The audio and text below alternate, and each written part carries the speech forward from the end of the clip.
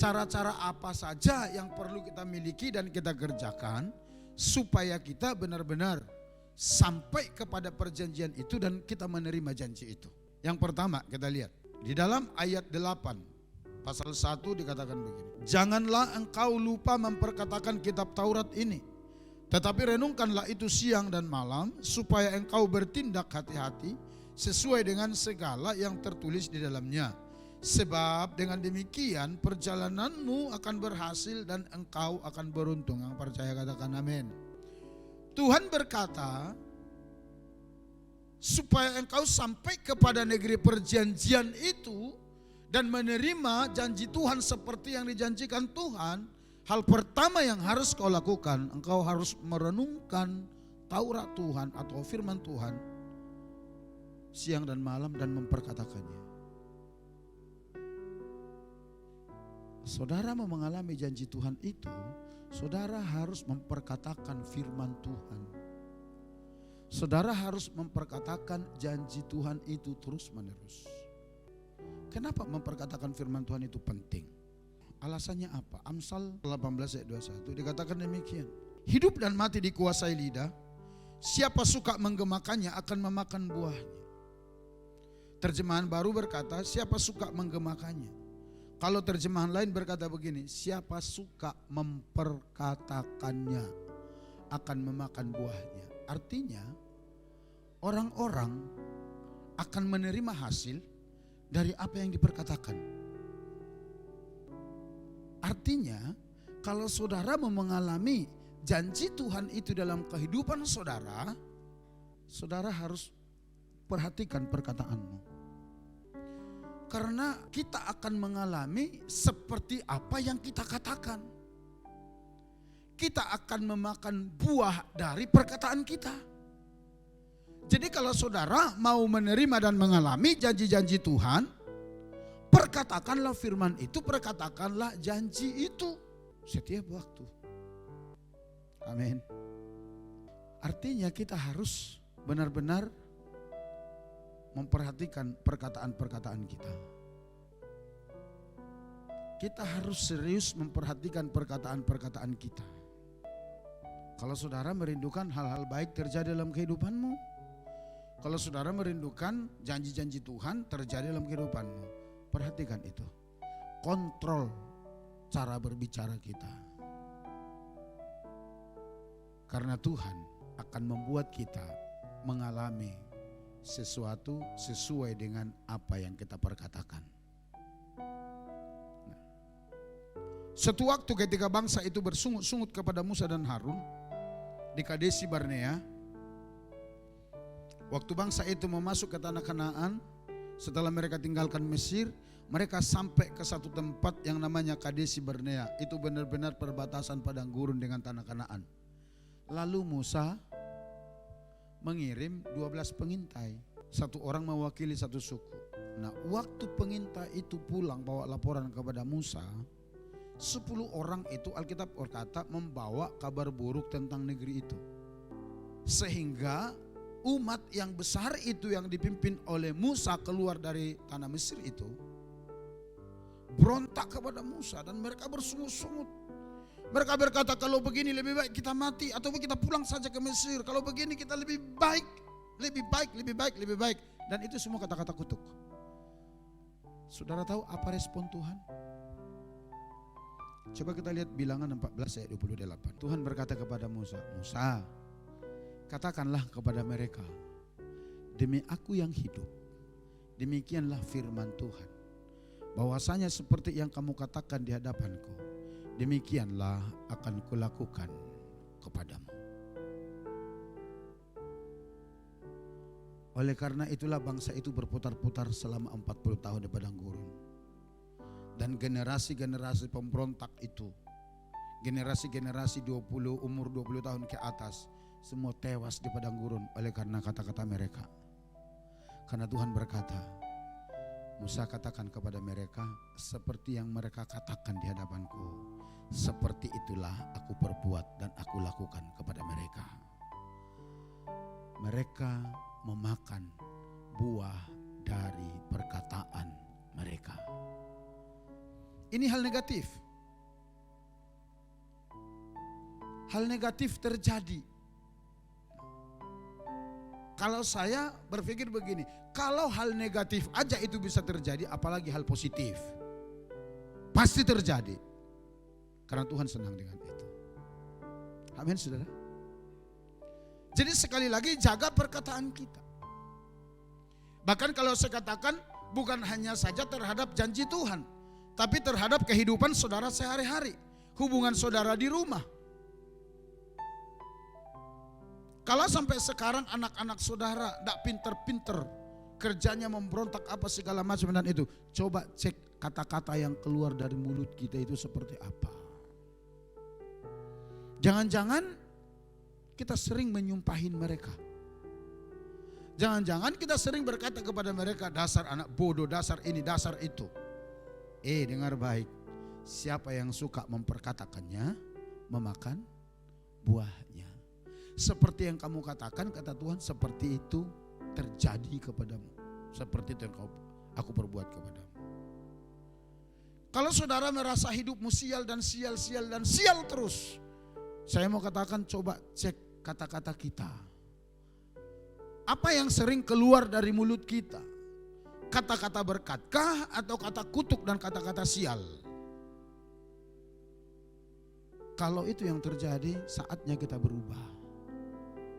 Perkatakan hal-hal baik, perkatakan hal-hal positif, biar terjadi perubahan-perubahan dalam kehidupan. Sekalipun kadang-kadang situasi itu tidak seperti yang kita gambarkan, tapi untuk mengubah situasi itu dan membuat janji Tuhan itu nyata dalam kehidupan kita, ternyata perkataan kita menempati peran yang sangat penting di dalamnya.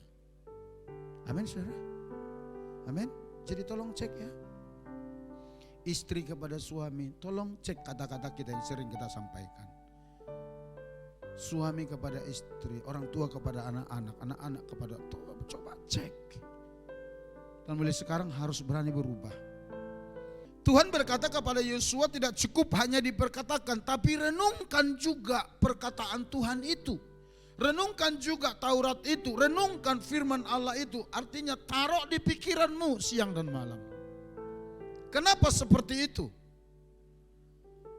Karena pikiran manusia itu sama seperti magnet yang akan menyedot sesuatu yang sedang saudara pikirkan untuk terjadi di dalam kehidupanmu.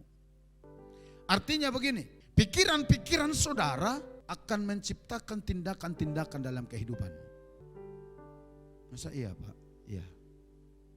Jadi hati-hati dengan pikiran kita. Makanya Tuhan suruh pikiran kita itu diisi oleh firman Allah. Kita lihat yuk apa yang dikatakan Roh Kudus tentang pikiran ini. Roma 8 ayat 5. Sebab mereka yang hidup menurut daging. Perhatikan ini. Bahasa sederhananya begini. Sebab orang-orang yang hidup dengan kedagingan. Atau orang-orang yang selalu hidup menuruti keinginan dagingnya. Kenapa itu bisa terjadi seperti itu padahal dia orang Kristen sudah dibaptis Roh Kudus? Kenapa hidupnya selalu kedagingan? Roh Kudus beritahu begini. Karena mereka itu memikirkan hal-hal yang dari daging. Orang-orang yang hidupnya selalu dikuasai kedagingannya, Roh Kudus berkata begini, mereka itu memikirkan hal-hal daging. Pikiran mereka itu dikuasai oleh hal-hal daging. Maka tindakan-tindakan mereka tindakan-tindakan kedagingan. Paham Bapak Ibu? Tapi sebaliknya, perhatikan. Mereka yang hidup menurut roh atau mereka yang hidup menuruti keinginan roh Tuhan sehingga mereka menjadi rohani. Dikatakan begini, mereka itu memikirkan hal-hal yang dari roh. Pikiran-pikiran mereka itu diisi oleh hal-hal yang rohani. Sehingga jadilah tindakan mereka, jadilah perbuatan mereka rohani. Dari mana diawali? Dari pikiran. Jadi kalau Tuhan berkata kepada Yosua, renungkan Taurat itu siang dan malam, Tuhan mau supaya pikiran Yosua, pikiran umat itu tertuju kepada janji-janji Tuhan itu, tertuju kepada Tuhan dan mempercayainya. Coba kita lihat ayat 6 sampai 7. Karena keinginan daging adalah maut, tetapi keinginan roh adalah hidup dan damai sejahtera. Ayat 7. Sebab keinginan daging adalah perseteruan terhadap Allah. Kata perseteruan itu, kata lainnya itu pertentangan dengan Tuhan. Karena ia tidak takluk kepada hukum Allah, hal ini memang tidak mungkin baginya. Bapak Ibu perhatikan, kalau seseorang lebih banyak memikirkan perkara-perkara atau hal-hal duniawi, mereka itu bisa kehilangan gairah kepada Tuhan. Karena kalau orang lebih banyak memikirkan perkara-perkara duniawi, mereka akan melihatnya ke sekeliling. Begitu dilihat keadaan di sekeliling tidak seperti yang diharapkan, mulai pikiran mereka cemas, khawatir, ketakutan. Sehingga itu bisa membuat mereka kehilangan gairah kepada Tuhan. Mulai mereka malas beribadah. Mulai mereka meragukan janji-janji Tuhan. Karena apa? Yang mewarnai pikiran mereka lebih banyak hal-hal yang daging dan duniawi. Apakah kita nggak boleh memikirkan perkara-perkara dunia sesuai dengan kebutuhan kita? Boleh saja. Tapi di atas itu engkau harus taruh firman Tuhan menguasai itu semua. Di atas semuanya itu harus firman. Kalau tidak, saudara bisa meragukan Tuhan. Jadi Bapak Ibu perhatikan ini. Kalau saudara mau menerima dan mengalami janji-janji Tuhan itu, perhatikan perkataan dan pikiran kita. Jaga betul itu. Kalau kita beres dalam hal dalam pikiran, nanti lihat tindakan-tindakan kita akan mengikutinya.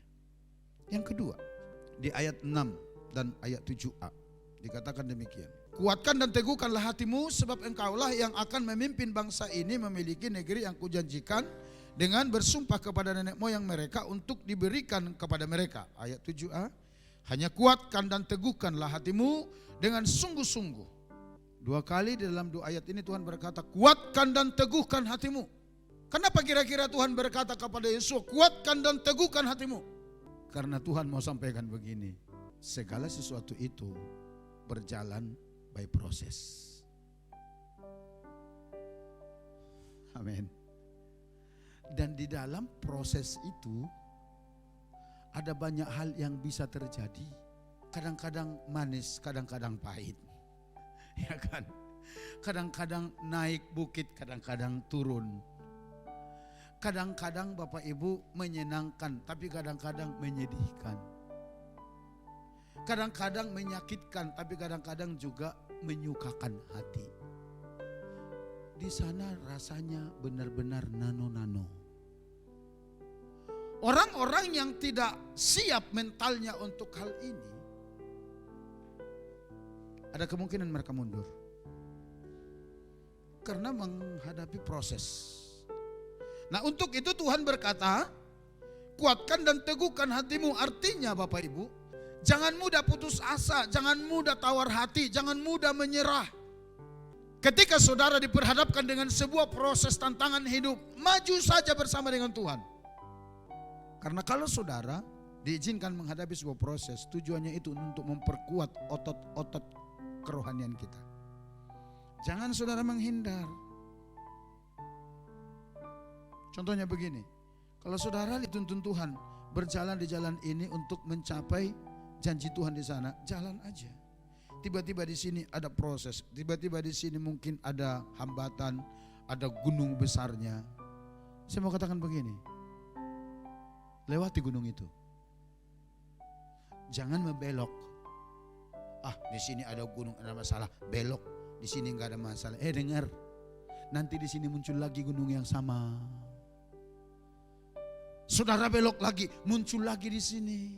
Belok lagi, saudara muncul menghadapi lagi di sini, gunungnya muncul lagi. Sampai saudara lulus. Sampai saudara menang dan kuat di dalamnya.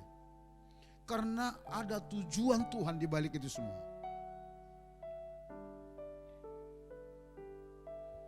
Artinya, kalau saudara tidak menghadapi prosesnya, saudara sedang memperlambat janji Tuhan itu digenapi dalam kehidupan saudara. Kalau sampai akhir hayat kita tidak mau menghadapi proses itu, artinya sampai saudara dipanggil Tuhan, saudara tidak mengalami janji itu. Tuhan tahu itu. Oleh karenanya Tuhan berkata, kuatkan dan teguhkan hatimu. Artinya, jangan mudah putus asa. Ada proses, hadapi. Katakan, bersama dengan Tuhan, aku cakap menanggung segala perkara. Karena aku tahu, Dia yang memberikan kekuatan kepadaku. Berjalan, karena kita pasti menang di sana.